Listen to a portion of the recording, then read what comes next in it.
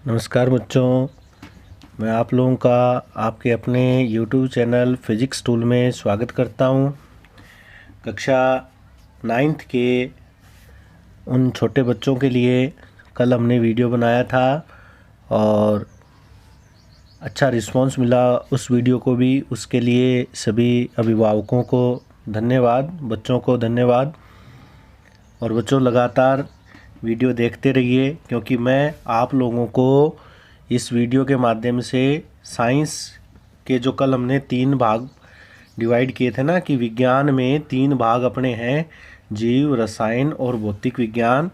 उसमें से हम सबसे पहला जो भाग ले चल रहे थे उसका नाम लिया था भौतिक विज्ञान। भौतिक विज्ञान के बारे में हम सबसे पहले पढ़ना चाह रहे थे, तो इसके बारे में हमें अध्ययन करना है। तो मैंने आपको बताया था कि मैं आप लोगों को बेसिक कुछ चीज़ें बताऊंगा जो भौतिक विज्ञान से संबंधित होंगी, और उन सभी बातों को आपको ध्यान से पढ़ना है, ध्यान से उनके नोट्स बना लेने हैं, ठीक है। तो वो चीज़ें कुछ ऐसी चीज़ें हैं जो इस भौतिक विज्ञान को पढ़ने के लिए बहुत ज़्यादा आवश्यक है। तो इन चीज़ों को ध्यान से आप पढ़ो, वीडियो को ध्यान से देखो, ताकि ये जो विज्ञान के अंदर जो कई बार बच्चे कहते हैं कि सर ये टॉपिक हार्ड है, ये समझ में नहीं आते हैं, ये पॉइंट समझ में नहीं आते हैं, तो वो टॉपिक तभी आसान होंगे बच्चों जब आप लोग लगातार विज्ञान से जुड़े रहेंगे। तो ऐसा नहीं है कि हम 8वीं क्लास से 9वीं क्लास में हो गए, आगे पढ़ते रहेंगे। तो थोड़ा थोड़ा आप लोग अभी से इन सब्जेक्ट से जुड़ना शुरू हो जाओ। जैसे मैथ्स हो गया, गणित और विज्ञान, ये ऐसे सब्जेक्ट हैं जिनसे आप लगातार जुड़े रहोगे, तभी ये सब्जेक्ट आपको अच्छी तरीके से पकड़ में आएंगे। इसके अलावा जैसे इंग्लिश के सब्जेक्ट होते हैं, तो इंग्लिश के जो ग्रामर पॉइंट होते हैं, व्याकरण के जो पॉइंट होते हैं, हिंदी में व्याकरण के पॉइंट होते हैं, उनसे लगातार आपको जुड़ा रहना है। तो इस प्रकार फिजिक्स में भी ये कुछ ऐसे टॉपिक हैं, विज्ञान में भी कुछ ऐसे टॉपिक हैं जो एक प्रकार से व्याकरण का ही काम करते हैं, और इनको पढ़ना सबसे ज़्यादा ज़रूरी बन जाता है, क्योंकि ये पढ़ेंगे तभी आगे अपने लिए पॉइंट आसान होंगे। तो चलो बच्चों, कल हमने जैसे पढ़ा था, कल हमने गति के बारे में पढ़ा था, पता है ना आपको। मैंने कल गति के बारे में बताया, और ऐसे छोटे मोटे जो पॉइंट्स हैं उनके बारे में मैं आपको डिटेल से बताता जाऊंगा। फिर मैं इसलिए चर्चा कर रहा हूं इन वीडियो के माध्यम से कि वैसे देखो, तो आपको कई जगह ऐसे नाम देखने को मिलेंगे। जब आप ये नाम देखोगे, विज्ञान में ये चीज़ें पढ़ोगे, तब आपके मन में ये नहीं होना चाहिए कि यार मैं तो गति के बारे में नहीं जानता। नहीं, आप जानते हो गति के बारे में, कल मैंने बताया था। और यहाँ पर एक छोटी सी इसकी परिभाषा भी बनाई थी कि वस्तु की स्थिति का समय के साथ लगातार बदलना उसकी गति कहलाता है, वस्तु की गति कहलाएगा। और इसके उदाहरण बताए थे मैंने कि गति का पता कैसे लगाएं। हम दैनिक जीवन में आराम से इस चीज़ को देख सकते हैं। तो आप इस चीज़ को कैसे पता लगाते हो कि जैसे मानो कि कुछ ऐसी चीज़ें जो हमको चारों ओर दिखाई दे रही है वो बिल्कुल स्थिर हैं, जैसे पेड़ पौधे हैं, बड़ी बड़ी बिल्डिंग है, ये सब अपनी जगह पर ही स्थिर रहते हैं, तो उनमें कोई गति नहीं होती। और आकाश में अगर कोई पतंग उड़ रहा है, आकाश में कोई पक्षी उड़ रहा है, तो वो आपको एक जगह से दूसरी जगह जाता हुआ दिखाई देता है, तो इसका मतलब वहाँ उस वस्तु में गति हो रही है। तो कोई पक्षी उड़ रहा है, तो पक्षी की जो पोजीशन है, यानी उसकी जो स्थिति है, वो टाइम के साथ लगातार बदल रही है। एक पक्षी एक बार यहाँ फिर यहाँ चला गया, तो वो पोजीशन बदलती रहती है, वो उसकी गति कहलाती है। इसी प्रकार मैंने कल एक एग्जाम्पल दिया था अपनी बाइक का, कि हम बाइक लेके चलते हैं, तो बाइक जब लेके चलते हैं तो बाइक के अंदर जो मीटर होता है उसमें वो सुई कम ज़्यादा होती रहती है, और उसके आधार पर बाइक की स्पीड हम देखते रहते हैं, कभी 40, कभी 60, कभी 80। तो इसका मतलब बाइक जब चलता है तो उसकी पोजीशन बदलती रहती है।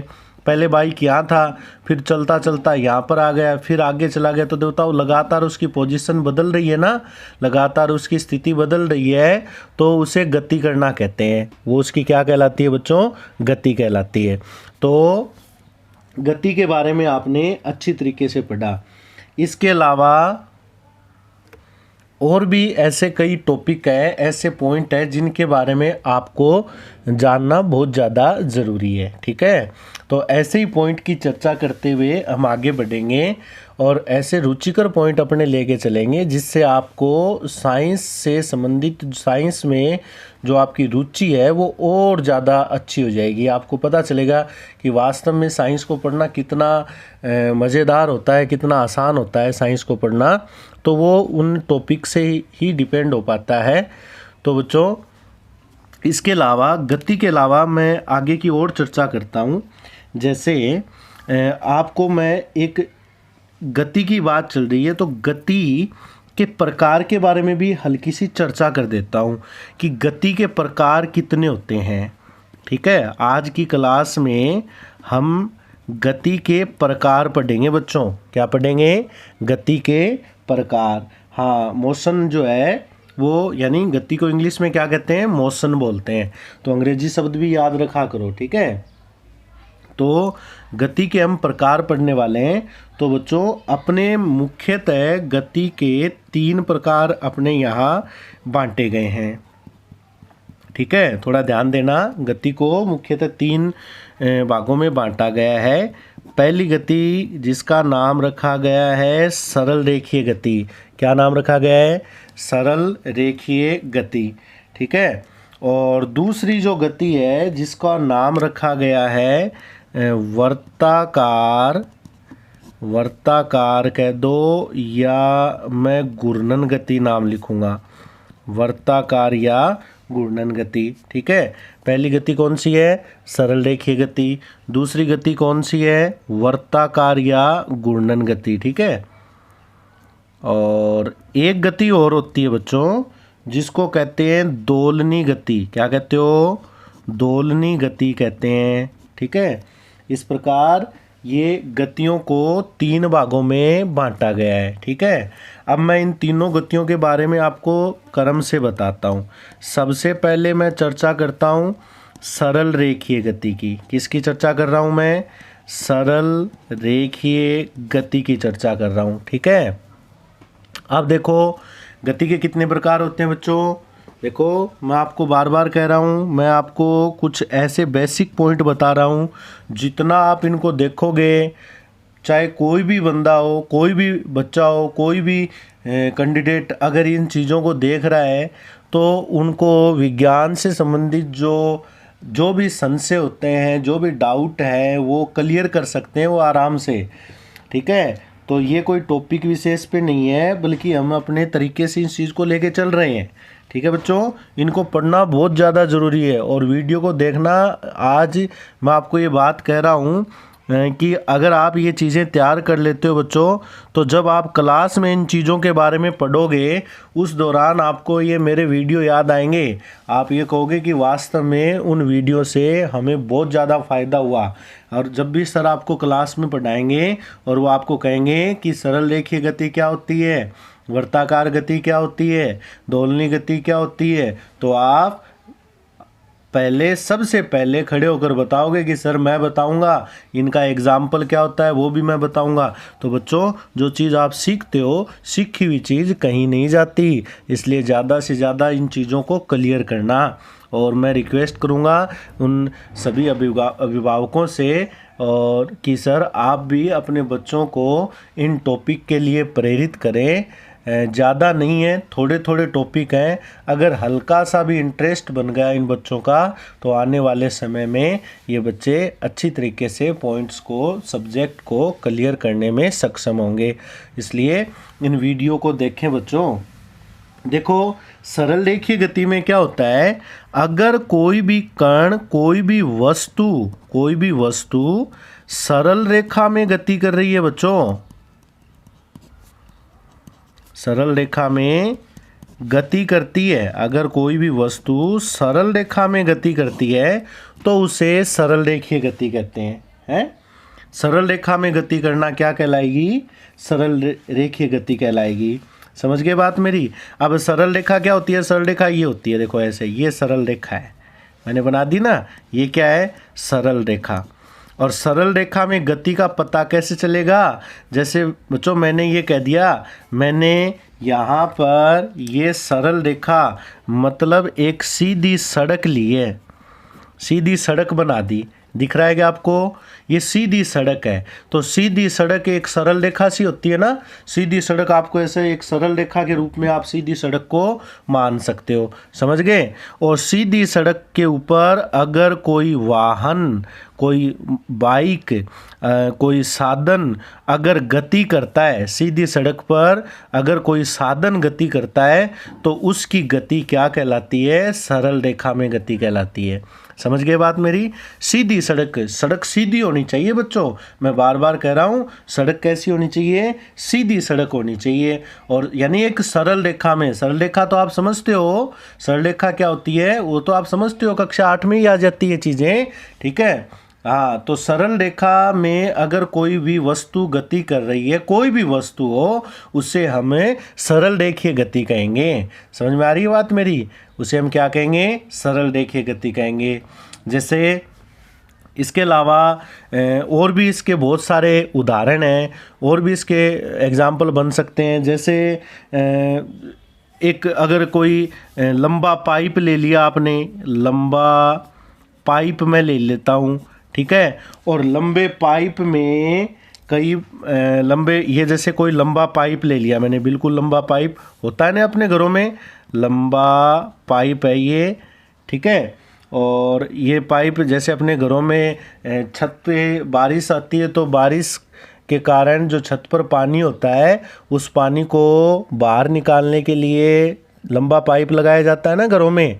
अब उस लंबे पाइप में अगर कोई बॉल गति करे, जैसे सपोज करो ये बॉल है, ठीक है बच्चों, ये बॉल है और ये बॉल एक लंबे पाइप में गति कर रही है, ठीक है। जब ये बॉल इस लंबे पाइप में गति करेगी तो बॉल बिल्कुल एक सीधी रेखा में गति करती है।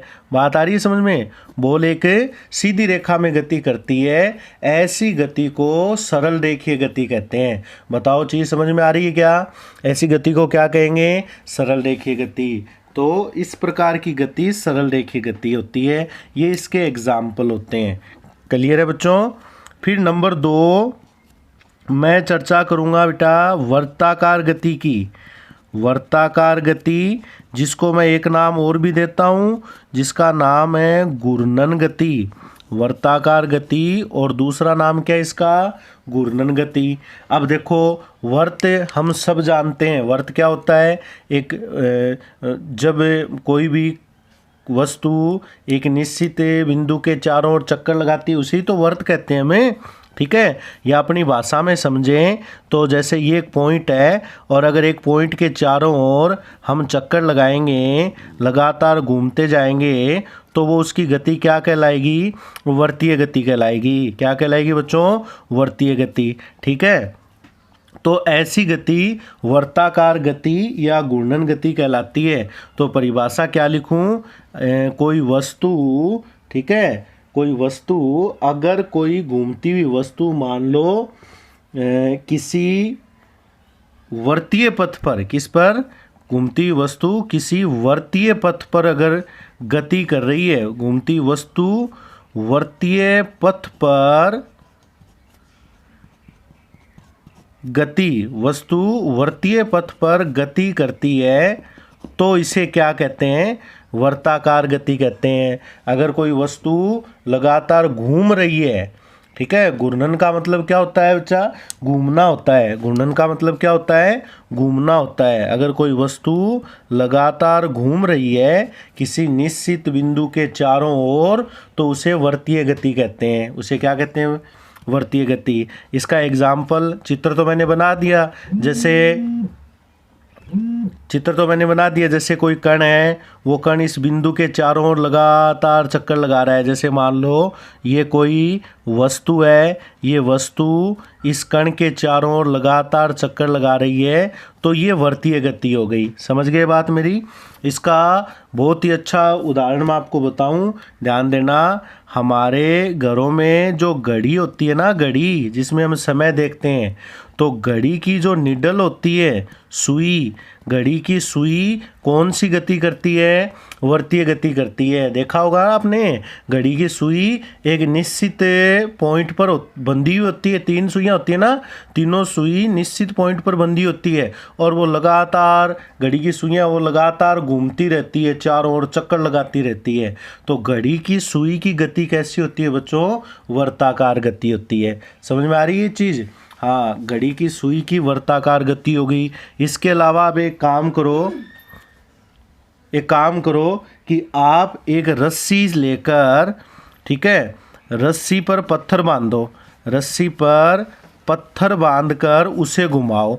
रस्सी पर पत्थर बांध लिया, ठीक है, पत्थर बांधकर उसे जब घुमाते हैं, बांधकर घुमाने पर जो गति होती है वो वर्तीय गति होती है। आपने पत्थर बांध लिया, ठीक है, रस्सी से, और उसको जब हम चारों तरफ घुमाते हैं तो वो कौन सी गति होती है? वर्तीय गति होती है। तो बताओ, दोनों गतियों में अंतर समझ में आ रहा है क्या? एक सरल रेखीय गति हो गई और एक क्या हो गई? वर्ताकार गति या घूर्णन गति हो गई। ठीक है, उसके अलावा फिर तीसरी गति की मैं चर्चा करता हूँ, जिसका नाम है दोलनी गति। जिसका नाम क्या है? दोलनी गति। ठीक है, देखो ध्यान से समझना, तीसरी गति क्या होती है? दोलनी गति। इसमें क्या होती है कि अगर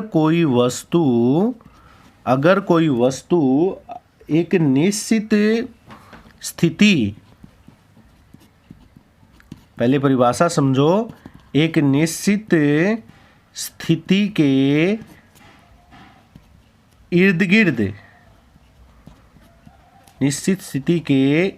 गिर्द बार बार अपनी गति दोहराती है तो उसे दोलनी गति कहते हैं। अब देखो, निश्चित स्थिति या निश्चित बिंदु के चारों इर्द गिर्द का मतलब क्या होता है? आगे पीछे, उसके आगे पीछे कोई गति होना, बार बार एक गति होती है, और वो भी एक निश्चित टाइम पर, फिक्स टाइम पर। उस गति को हम क्या कहते हैं? दोलनी गति कहते हैं। देखिए बच्चों, समझने की कोशिश करना। जैसे मैं इसका एक एग्जाम्पल देता हूँ, आप समझना। मैं अपने बेसिक उदाहरण दूंगा कि कई बार आपने ये चीज़ देखी होगी कि हम झूला झूलते हैं, ठीक है, तो झूले में क्या होता है? झूला एक निश्चित बिंदु पर बंधा हुआ होता है। जहाँ पर हम झूले को बांधते हैं ना, रस्सियाँ बांधते हैं, वो एक निश्चित बिंदु पर बांधते हैं, ठीक है, ठीक। और रस्सी बांधने के बाद में जब झूला झूलते हैं तो क्या होता है कि झूले में इस प्रकार रस्सी बांध दी और ये झूला हो गया, तो झूला इधर भी आगे जाता है धक्का देने पर, फिर वापस आता है, फिर इधर जाता है कि नहीं जाता? झूला इस प्रकार ही तो झूला जाता है, ठीक है, पहले आगे जाता है, फिर पीछे जाता है, फिर आगे जाता है, फिर पीछे जाता है। तो ये जो गति हो रही है ना, देखो, इसे कहते हैं इर्द गिर्द। इसे क्या कहते हो? इर्द गिर्द। तो झूले की इस प्रकार होने वाली गति को हम क्या कहेंगे बच्चों? दोलनी गति कहेंगे। समझ गए? कई बार आपने देखा होगा, कई ऐसी घड़ियाँ भी आती हैं, उन घड़ियों में जैसे अपने घंटाघर होते हैं ना, घंटाघर, ठीक है, मार्केट में बड़े बड़े घंटाघर होते हैं, ठीक है, उनमें बड़ी बड़ी घड़ियाँ लगी होती है, और उन घड़ियों में आप देखना, उनमें एक पेंडुलम होता है। क्या होता है? घंटाघर में पेंडुलम होता है, एक पिंड होता है बड़ा सारा, ठीक है, लोहे का पिंड होता है, और वो पिंड ऐसे घूमता रहता है घड़ी के, और वो जैसे जैसे इस प्रकार घूमता रहता है वो टाइम को बताता रहता है, तो उसकी गति क्या होती है? दोलनी गति होती है। तो बच्चों, आज की क्लास में मैंने आपको क्या समझाया, आपको समझ में आया होगा, ठीक है। मैंने क्या बताया? मैंने बताया आप लोगों को, कल तो मैंने चर्चा की थी गति के बारे में, गति क्या होती है, और फिर मैंने आज आपको चर्चा की है कि गति को आखिर कितने भागों में बांटा जाता है। तो गति को मुख्यतः 3 भागों में हमने बांटा है: सरल रेखीय गति, वर्ताकार गति और दोलनीय गति। तीनों गतियों के मैंने आपको क्रम से एग्जाम्पल बताए हैं और इनकी परिभाषा समझाने की कोशिश की है।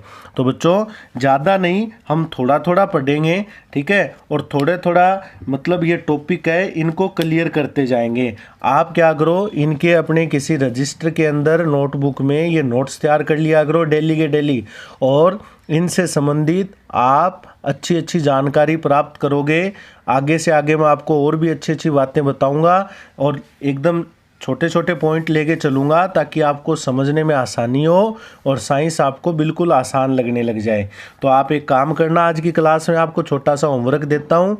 वो होमवर्क ये है कि इन तीनों गतियों को पढ़ो और अपने आसपास ऐसे उदाहरण ढूंढने की कोशिश करो जिससे आप ये पता लगा सको कि कौन सा एग्जाम्पल सरल रेखीय है, कौन सा एग्जाम्पल वृत्ताकार का है, कौन सा एग्जाम्पल दोलनी गति का है। ठीक है बच्चों, तो आपको आज ये टॉपिक तैयार करने हैं, गति से संबंधित ये तीनों पॉइंट है, आपको अच्छी तरीके से इनको तैयार करने हैं और वीडियो पूरा देखना है और पढ़ाई करनी है घर पे रहकर, और वीडियो आगे से आगे अपने दोस्तों को भी शेयर करें ताकि वो भी आपके साथ पढ़ाई लगातार कर सकें। ठीक है बच्चों, धन्यवाद। फिर कल मिलेंगे अपने एक नए वीडियो के साथ। तब तक के लिए जय हिंद, जय भारत।